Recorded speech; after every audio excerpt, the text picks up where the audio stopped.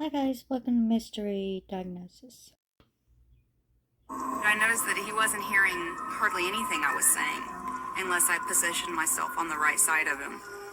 The dizziness is now constant and debilitating. You felt like you're walking around in a drunken stupor. For weeks on end is how I felt.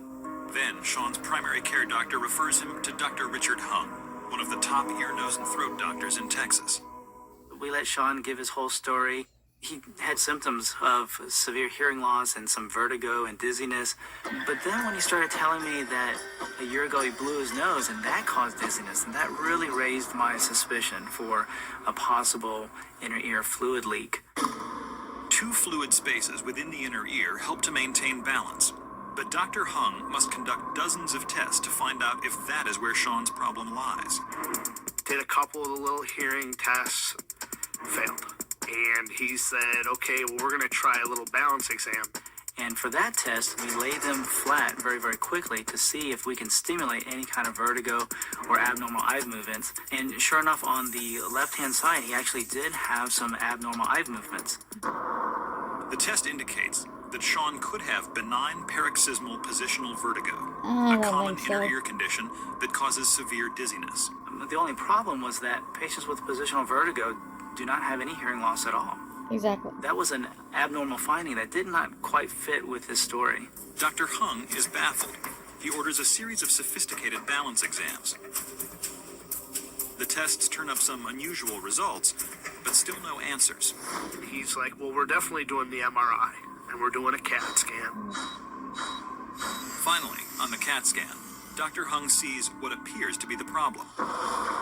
We found that there was an abnormal fullness inside the middle ear that was actually suspect for maybe another cholesteatoma, a recurrent one from 13 years ago. He told me that I was going to have surgery of some kind to remove that.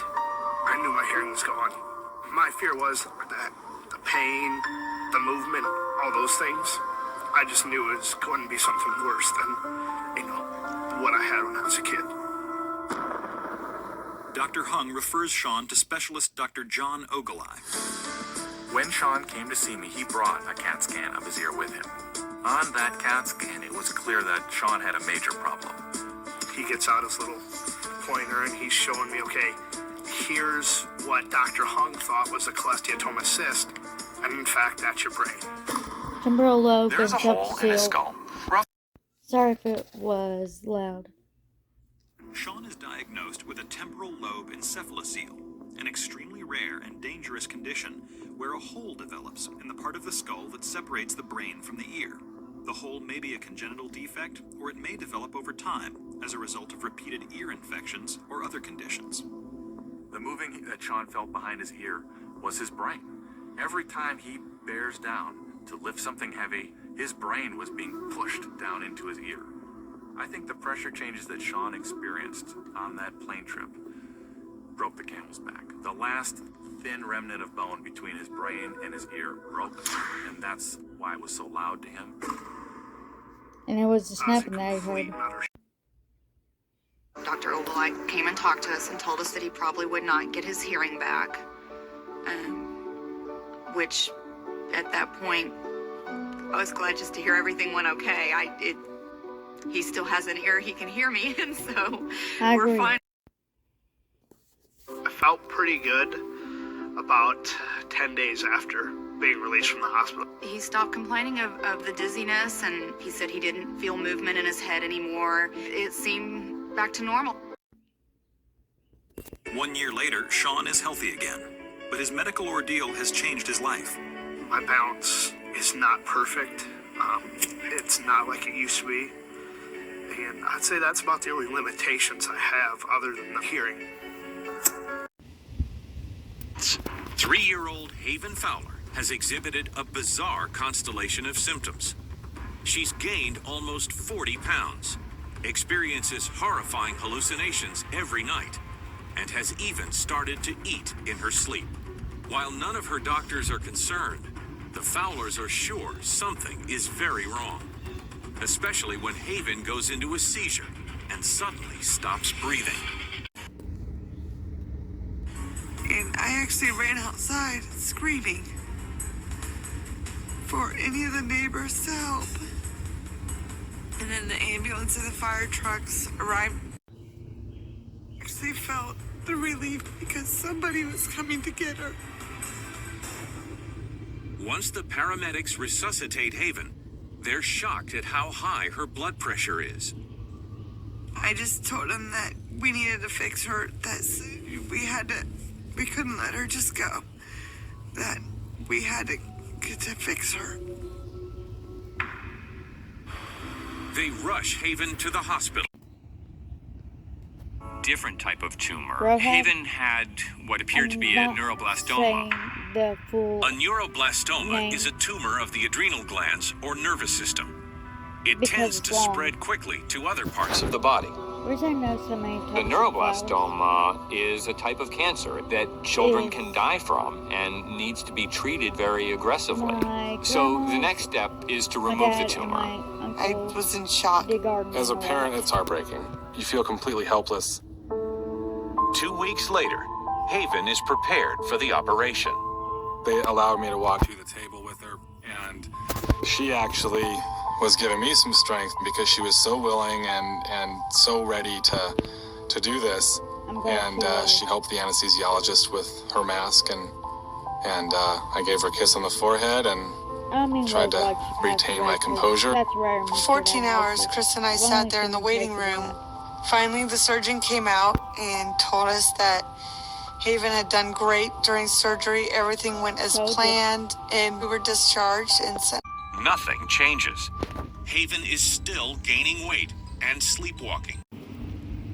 All of the symptoms I know and it's findings that far we away, had on Kevin, Haven, but in and through December some research into the 25th, the medical Five Nights at literature, Freddy's 2 we comes discovered out. a Would very you like rare to syndrome watch that it? could actually It describe can all be of like these the features that 26th. Haven I had. can And go so we down were able to conclude to that New Haven York to watch has it with this you, or you syndrome can called come to the rohhad. Roxy to watch it. Just let me know in or the video. rapid onset obesity with hypothalamic dysfunction, hypoventilation, and autonomic dysregulation is an extremely rare disease which impairs brain function. Ordinarily, when a tumor develops, the immune system defends the body by attacking the growth. But in patients like Haven, for some unknown reason, this protective process goes haywire.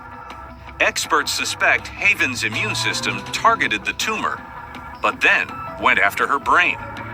The cause of rohhad syndrome is unknown. And in fact, most physicians have not heard of rohhad syndrome.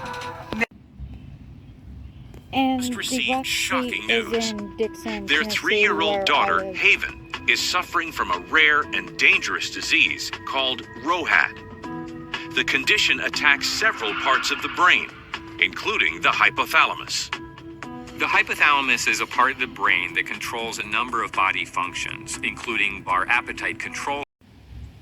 That this rohhad process is injuring the parts of the brain that were controlling our sleep pattern. This damage to the brain would explain the night terrors that she demonstrated.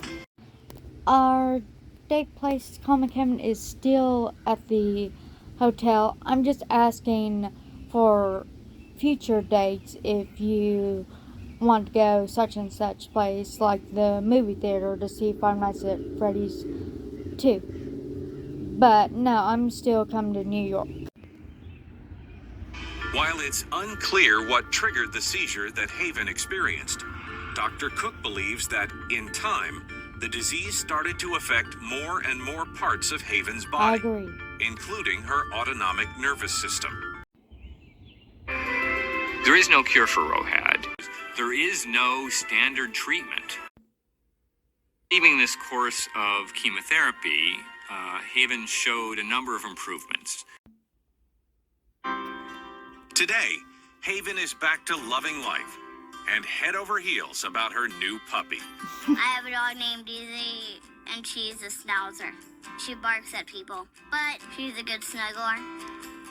She's off of chemotherapy, and her condition seems to be in remission. That's We wonderful. maintain a very strict diet still.